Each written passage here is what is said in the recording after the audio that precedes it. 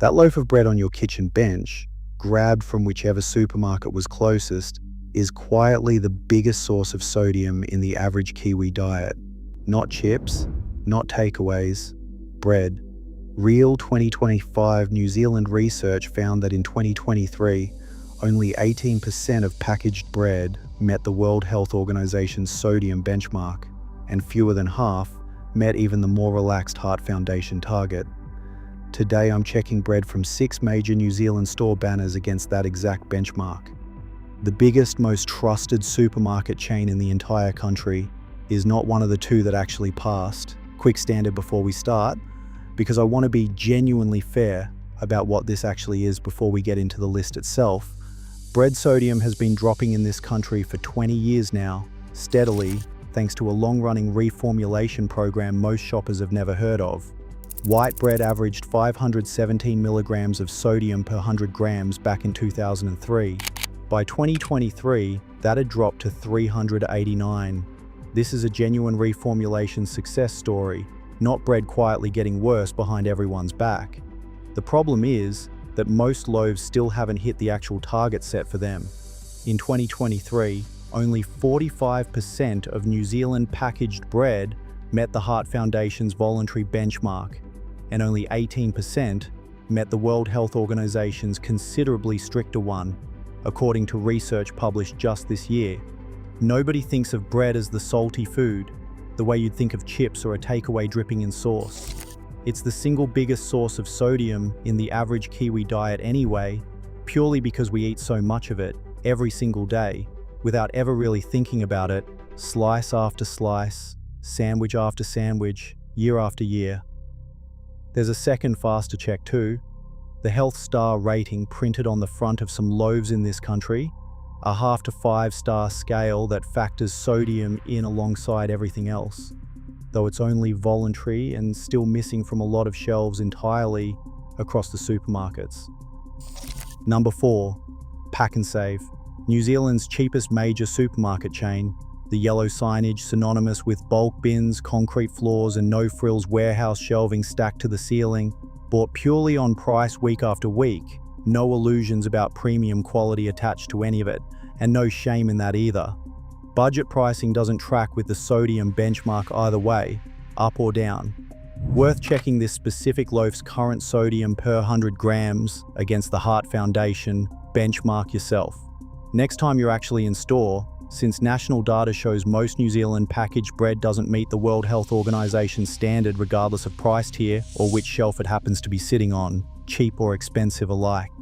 The cheapest loaf and the most expensive loaf on this entire list can land on exactly the same side of a health benchmark.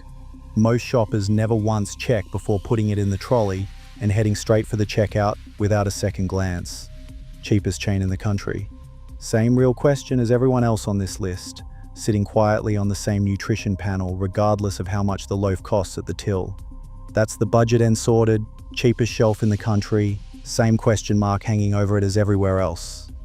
The next one is a small format store most shoppers assume is just a smaller version of the same thing entirely, nothing more, nothing less. Number 3, Foursquare, the small local corner store version of the big chains, the kind of shop with a single narrow aisle of bread and a till that still occasionally jams, bought for convenience on a quick top-up shop rather than the full weekly one, the kind of place you duck into for milk and bread on the way home. Smaller store, same national supply chain, the exact same open question sitting quietly on the label regardless of the shop's size or how friendly the atmosphere feels. Worth checking this specific loaf's current sodium figure before assuming anything either way, since Foursquare is foodstuffs owned, drawing from much of the same national supply chain and the same bakeries as Pak'nSave and New World, despite feeling like a completely different, more local kind of shop entirely to walk into. A smaller shop doesn't mean a different bakery or a genuinely different formula sitting behind the loaf on the shelf, no matter how local and independent it feels walking in through the door. Smaller shop, same supply chain, same unanswered questions sitting on the exact same label, regardless of the shop size or the friendliness of the person behind the till. That's the convenience store version dealt with completely. The next one is the supermarket most shoppers specifically associate with quality over price, the one people drive a little further to reach.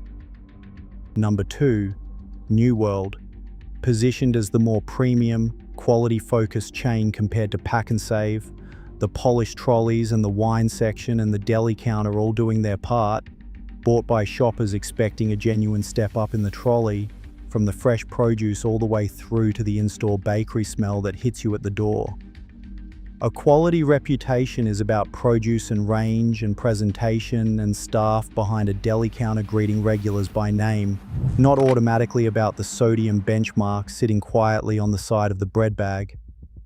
Worth checking this specific loaf's current sodium per 100 grams against the Heart Foundation benchmark before assuming the nicer feel of the store settles the question for you one way or the other.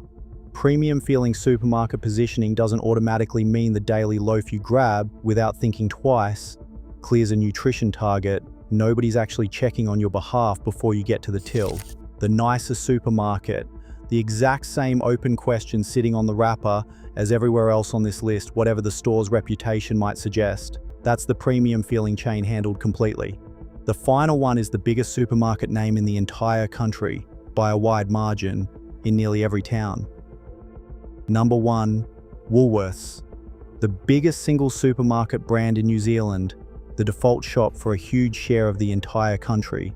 Freshly rebranded from Countdown with a clean, modern in-store bakery feel, new green signage on every storefront, and a fresh coat of paint on stores that have sat in the same spot for decades under a different name. The biggest name in New Zealand grocery retail is not automatically the name that clears a national health benchmark most shoppers have genuinely never heard of, no matter how much market share sits behind the logo. Worth checking this specific loaf's current sodium per 100 grams against both the Heart Foundation and World Health Organization benchmarks before assuming that size alone equals compliance with either one of those two separate standards. National market share and shelf presence in every single town across the country don't tell you anything meaningful about where one specific loaf actually lands on a nutrition benchmark most shoppers have never once heard of. Biggest name in New Zealand grocery. Same real number as everyone else on this list. Worth checking for yourself before you buy it again next week without thinking twice. If the biggest chain in the entire country doesn't automatically clear it, here's what the two stores that actually did look like instead, and neither of them is who you'd probably guess first. Here's the actual mechanics of checking this yourself because it takes about 10 seconds once you know where to look. Flip the bag over to the nutrition information panel, find the sodium row, and look at the per 100 gram column, not the per slice column, since slice sizes vary wildly between brands and make comparisons meaningless. The Heart Foundation publishes its current benchmark figures for bread openly on its own website, broken down by category, and it's worth checking the exact current number against whatever loaf is in your hand rather than guessing. Anything sitting noticeably above that published figure is a loaf that hasn't caught up to where the rest of the category has been heading for 20 years now. Worth saying plainly, once, too much sodium over time is a genuine, well-documented risk factor for high blood pressure and cardiovascular problems, which is the entire reason this benchmark exists in the first place. That's not a claim about one loaf making anyone sick. It's the reason a voluntary national program has spent 20 years chasing this number down. Okay? 4 stores down, and I want to be genuinely clear about something before we move on. None of this is illegal, and none of it is contamination in any way. It's a voluntary industry benchmark that most loaves in this country still haven't hit. Sitting quietly in small print on a nutrition panel most shoppers walk straight past every single week. There's a real number on the side of every loaf that tells you this before you buy it, and almost nobody ever checks it standing there in the aisle. Here are 2 stores worth checking first next time you're deciding where to shop. Past 1, Fresh Choice. a smaller regional chain most shoppers don't immediately think of when they picture the big supermarkets operating in this country, often tucked into smaller towns and suburbs where the giant chains haven't bothered opening a store at all. Worth confirming, this specific loaf's current sodium per 100 grams sits at or below the Heart Foundation benchmark before assuming anything either way, but if it does, that's genuine proof that a smaller regional chain can match or even beat the bigger national names on this exact measure, despite having a fraction of their marketing budget and advertising spend behind it. The smaller name on this list is the one actually worth checking first next time you're standing in the bread aisle, trying to decide what to grab off the shelf.